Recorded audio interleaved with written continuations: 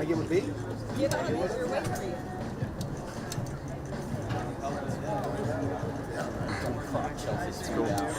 Yeah, and there's a green theme apparently. Green, as well. yeah. I know, a lot of green. I didn't get the memo.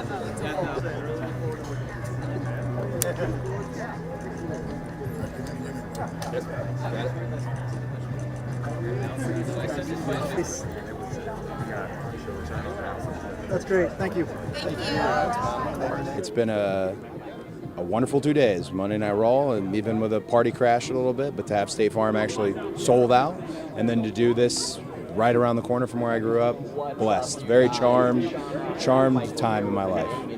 That's incredible to get to come home to your home crowd. And that ovation, can you walk me through when you walked through the smoke? What was that like? So people prepare for things in a sense that everyone else on the production thinking, oh, he's home, it's going to be big, there'll be this big moment, I really soak it in, they're kind of giving you this, but as the person who's about to go out there, you kind of set your expectations lower. Well, maybe it won't be, maybe they'll be filing in, you never know.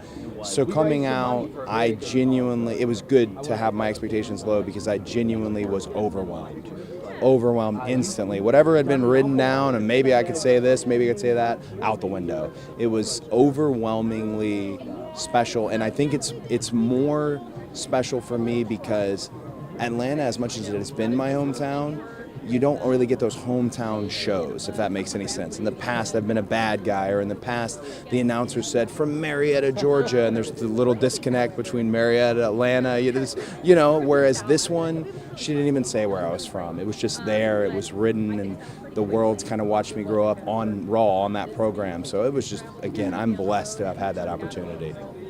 We're not too far from where you grew up, went to school around here. Have you gotten a chance to kind of see the old dig since you've been back? I mean, I don't tell my wife this, but I drive by the old house a lot, and it's not like a sad feeling when I drive by it, but it's fun to see that it's almost all torn down except the original portion of it, and there's a new family there who's making new memories, and the driveway's still so treacherous to get out of. I'm afraid to even pull down it, but I would know in a heartbeat how to get out of it. Every road here, including where we are now, every mile a memory because I grew up here. I mean, literally got in all kinds of trouble here, had all kinds of fun here, did everything here. So it's home. That's the best way to put it. And this is where I always come back to. I've lived in LA, I've lived in Florida, we've been in Texas, we've done all that, but I always come back. So Marietta, Roswell, wherever it is, now it's Roswell. The best. God's country, as I refer to it in the documentary. God's country. I like that. Did the son of a plumber know that he would be standing on the red carpet when you were 6, 7 years old?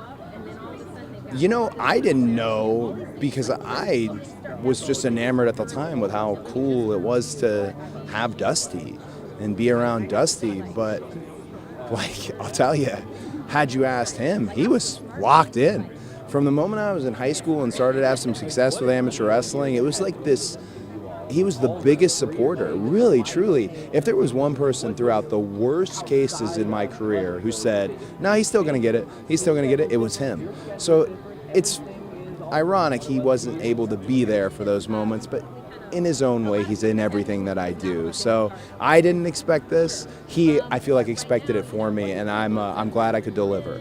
Well, I think becoming Cody Rhodes and the Peacock documentary series, becoming Ric Flair, becoming Cody Rhodes, they're all really in depth in terms of what it takes to become this character and this brand that you're putting out there on television. And in my case, it wasn't possible until so recently to say, oh, he's the American Nightmare. We're not just ripping off the American Dream. Oh, he's Cody and he's Cody Rhodes, and the name isn't just his because he can use it. He's earned it. All of it's.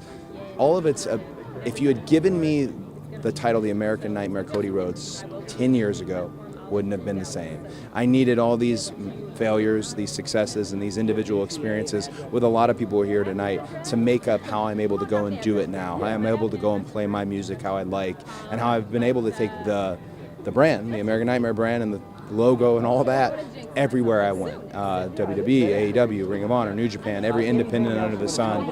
And that's incredibly self-affirming. So seeing the doc, and I've seen it so many times, because I've been through the process with Matt and Ben. Seeing the doc is really, I find myself in a position where I just have to remind myself I'm very lucky, very, very lucky to be here and very lucky to have lived this type of life.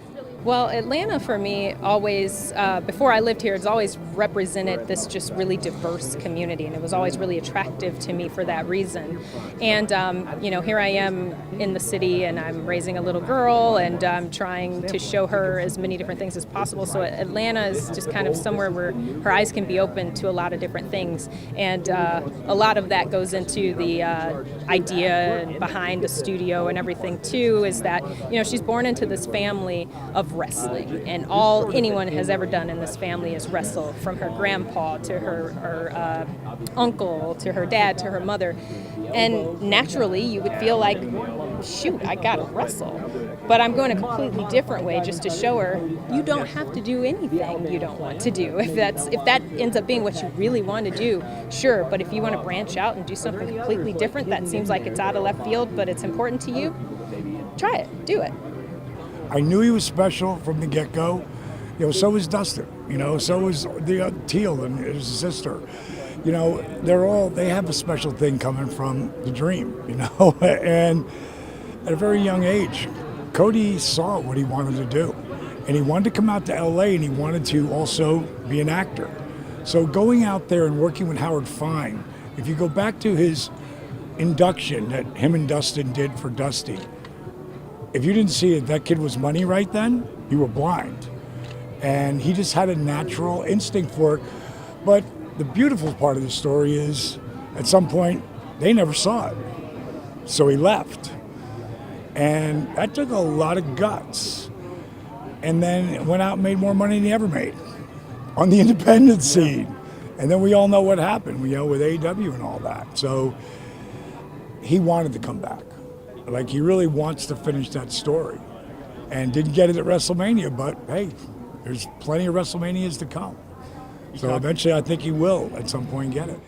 And it's all the guys who really made their name here. And Cody's from here.